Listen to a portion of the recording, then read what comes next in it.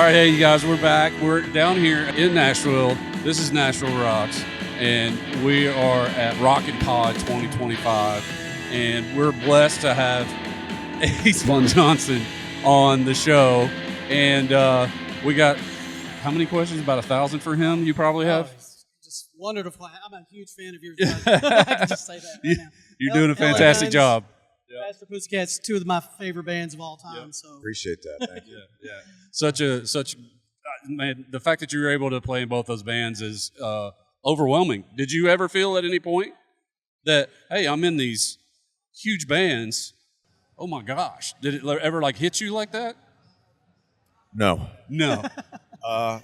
No, it was such a long, arduous process to get from teenager in his bedroom to any gig of notoriety. Right.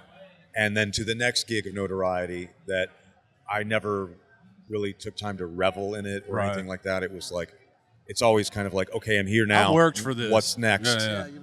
And a bit. Yeah, I mean, I worked for it. And somebody had asked me earlier if I could go back and give myself any advice personally. I said, I wish I had taken guitar lessons because I've never taken a lesson in my life, and it shows. So you started playing when you were 13? Is that right? Yeah, something like that. Yeah, as a young teenager. And, once the second I could make a bar chord, power chord, whatever you want to call it, I was out. And, playing in the garage with my friends and learning covers and, whatever I could. And the second me and the neighborhood kids could play a Ramones song and a Misfit song at 14, we were like, all right, we're a band. Yeah, that's right. And so a lot of that. But no, I in hindsight, do I appreciate it and can I see it for what it's worth? Absolutely. I mean, both, specifically Pussycat and LA Guns, great legacy to be a part of, both of them. Very humbling to look back and acknowledge it for what it's worth. Right. But I don't ever really view it like that, I suppose. So let's talk about, because I always like to address the independent bands that are coming up, the younger bands that are coming up trying to make it, and the importance of networking. Yeah, it's crucial. Yes, crucial. Hear that? So what were the steps, or what were the I don't know, the moments that led up to, who were the relationships that led up to getting into Faster Pussycat in that very first time? Directly into Pussycat? Yeah. That's easy. I was playing in a bunch of punk rock bands. Okay. And a gentleman named Charlie Overby, some people know as Charlie Overby, some people know him as Kit Ashley. He had a band called the Big Bang Babies that were most notorious for having Carrie Kelly as Alice Cooper and just a bevy of bands, Slash the Snake Pit. Carrie came out of that band. And so Charlie knew everybody. Charlie, at the time, this was 20 years ago, was a booking agent as well as being a musician.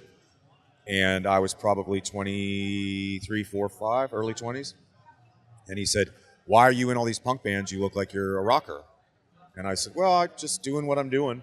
And he said, I have this project called the Valentine Killers. And it's Brian Forsyth from Kix. And it's Jerry Montano from Danzig. And it's Chad Stewart from Faster Pussycat. A who's who of metal. A who's who of hard rock and all this stuff. And so I started meeting all these people, and a lot of these individuals, Chad Stewart, Jerry Montano, all these other people, took me under their wing. And I was still a kid. I was in my early 20s. Right, yeah. And it led me to this, and it led me to that, and it led me to the Michael Jackson session and a bunch of other, it's like Wikipedia type stuff. Mm-hmm. And eventually Pussycat. And so Chad, I think I was 26. It's like, hey, you're up, It's your, learn the stuff. Nice. And that's pretty much the 10-cent version. Nice. And off I went. Wow. Went to Tammy's house, and I sat down with his gold top Les Paul in his living room and was just kind of noodling while we were talking, like making small talk. And he was like, he's, pretty sober Tammy. He was going, look, see you can play, Bubba. Yeah. And he gave me a CD, and he said, don't suck. And that was it. That was the hint. He gave me a CD of the material, said, don't suck. Yeah. And that was it. Wow. And within a year, I was in the band as a member. Now, something that's been kind of a theme that we've picked up on today with professional musicians specifically, and even the 15-year-old kid that I interviewed earlier, is the amount of time that you're spending on your instrument. Yeah. When he handed you that disc and said, don't suck, you knew this is key, go learn this material. How much time did you spend on it? I don't remember. Is it 15 plus years ago? Yeah. Probably a lot. Probably was very, eye on the ball. Right. And but easily 5-6 hours a day, probably. I wouldn't go that far. A couple Or was hours. it something that you just picked up on pretty easy? Some of it I already knew, and it's all blues-based rock and roll for the Right. most part. A lot of that Pussycat stuff specifically. Right. Some of it was involved, but a lot of it, like don't change that song in Bathroom Wall. I mean, those are just blues shuffled, easy, three chord, bangers. Right. So there's not a lot of work as far as learning them or what have you. Talent-wise, you already had that. I wouldn't. I don't know about talent. I wouldn't use that word, but I mean, I had the skill set required Yes. to go. Okay, don't change that song. Okay, it's in A. It goes to D and C. That's the whole song. Boom. Next song. And then, but yeah, it just depends. There's been some gigs that have required in my career, whatever you want to call it, that have required more work, and some less. Right. So just case by case. So let's move forward in time to the transition to LA Guns. Sure. How did you get from Faster Pussycat to LA Guns? Same kind of relationship scenario, or is it something else? I think being in Pussycat for my first tour of Pussycat was in 2010, and it was with Tracy's version of LA Guns at the time. And so I had a rapport with Tracy, and over the years I had a rapport with Phil Lewis, independently of that. Mm-hmm. And I must have been on stage with Phil Lewis's version of the band 10, 12, 15 times, just as a guest. Yeah. And he, in his incarnation of the band's previous life, repeatedly would hint at maybe getting me in as a rhythm guy or whatever, and it never came to fruition. Gotcha. And so when the reunion of Phil and Tracy happened in 2017, their manager at the time approached me several times and said, hey, this is happening. Your name has come up. It'll either be this person or you. I said, oh, well, call me, whatever. Call me or don't call me, whatever. And you didn't want to seem overeager. Well, I would have been like, yeah, call me. I had the Pussycat gig Who do I already, have to kill? And I wasn't looking at it like that. I just was doing what I was doing, and they called a couple times, and I think there's no secret now, but I declined for about maybe 6 or 9 months, and I didn't want to cheat on my unhappy marriage with Pussycat with a potential side piece with LA Guns that might be short-lived. Right. That's just the analogy I use. Sure. And so I said, Makes I've sense. been at the time with Pussycat for 7, 8, 9 years. So I'm just whatever. And eventually, I think the third or fourth time they called, they offered me a tour schedule that worked for my schedule. And I said, well, let's try it on. If it works out, I stay. If I don't, I don't. You guys need a guy, and I'm free. Let's do it. And so I came, and I just never left. And I did double duty for maybe a year and a half or 2 years. Both bands. Both bands. Nice. Yeah. And eventually, the other shoe dropped, and I had to pick one, as my dad would have said, to get off the pot. Right. And so I chose LA Guns. Yeah. But, interestingly enough, I don't think a year has gone by where I haven't gone back and either subbed or filled in or guested or whatever you want to call it with Faster Pussycat, even as most recently as last month. Because you kept the relationships intact. Yeah, absolutely. And I think I stepped down in the right way. Obviously, my successor was Sam Bam Colton, who's gone on to much bigger things. He's currently out on the tour of Europe with Godsmack. So proud of him, incredibly proud of him. But I said, look, I'm going to step down. This is who I'm choosing to take my place. Maybe it's temporary, maybe it's not, TBD. And Tammy was very receptive of that. He said, totally get it. And we kept a really great relationship. We're probably closer, Tammy and I, now than we maybe were when I was in the band. So it's all good, And it's been a really great, 2 great bands to be a part of. Absolutely. What do you do for your own creativity? Are you at a point now where you're able to bring songs into the band? Yeah. You are? So the new album, were you able Yeah, it's a collective. It's really a collaborative thing. I mean, Tracy's definitely the main songwriter in the band.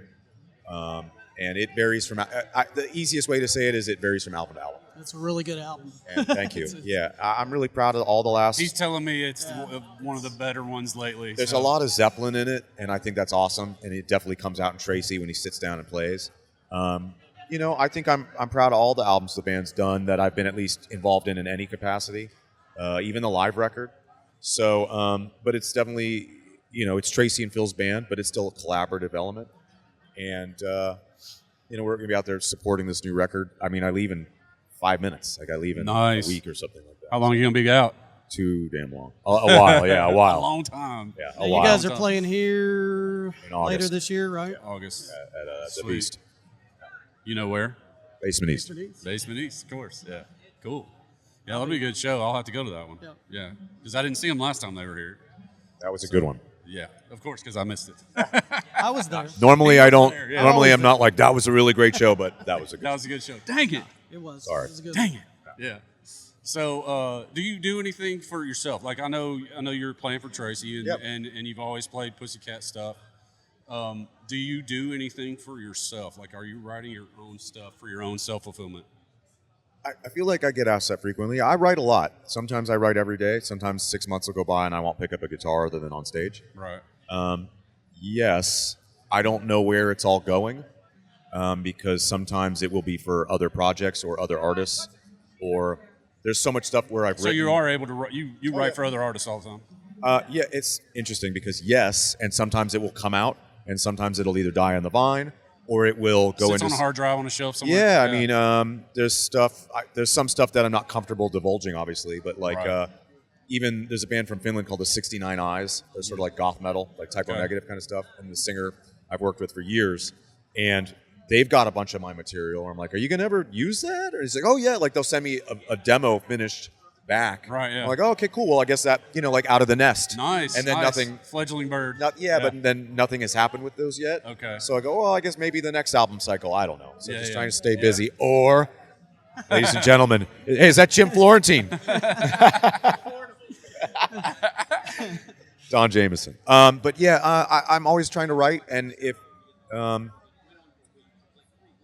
had tried to submit some stuff for Junkyard and their singer Dave, who I love those guys. He's not doing very well, so I don't think there'll be another Junkyard record. But just stuff like that where it's like maybe it goes to you, maybe it goes to you, maybe it goes over there, and maybe nothing. Maybe it dies on the vine. Maybe it just sits on a hard drive or it sits on my phone. Right. So there's probably a bevy of stuff out there that I've played on or written or co-written or whatever, Right. and that I've forgotten about over Right, the years because right. it's not like it's instantaneous. It can be, Yeah. but usually it's not. Yeah. And I mean, there's even new Pussycat stuff coming out that I'm pretty sure I'm on. That I don't even. I'm like, when the did I Fantastic. record that? I don't know. awesome. That's So I just, again, like I said with the band thing, where I go, it's like, okay, I did it. What's next? What's Nice, next? nice. I'm working on something now that has been an on again, off again thing, and I'm just talking about it because it's been the topic of this week. Right. But my friend Christian Martucci, Stone Sour, Black Star Riders, Okay. Corey Taylor's CMFT band. Amazing guitar player, really great friend, great person. He and I have been writing back and forth remotely Oh, for that's the last great. year and a half. And then I didn't hear anything about it. We talked, but I didn't hear anything about the project for maybe like Right. 6 or 9 months. I was like, oh, well, I guess that's that. And then he called me like a week ago. He's like, I'm ready. So I was like, okay, I guess I'll start talking Now about I'm that ready. again. Yeah, yeah. So, and we're interested in getting something out. And I don't want to be in a touring band or whatever else, but putting music out is imperative for me. It's a creative output. Absolutely. So hopefully more stuff in the future that's outside of just the obvious, really. But TBD, I the internet always knows before I do anyhow. So Have you lived in Nashville now? this is my 5th year. Nice. I'd love to have you back to go Sure. more in depth. We only have 15 minutes today. It's all right. but I'd love to have you back if you're willing to do that. I know you're Yeah, getting come ready to on. go out and tour, but we'll figure out a way to get in touch with you and have you back on the show. Have your people call my people. I will figure that out. One way or another, we'll figure it out. But thank you so much for being Thanks on the for having show. Appreciate your time. Yeah. Hopefully we'll get you back.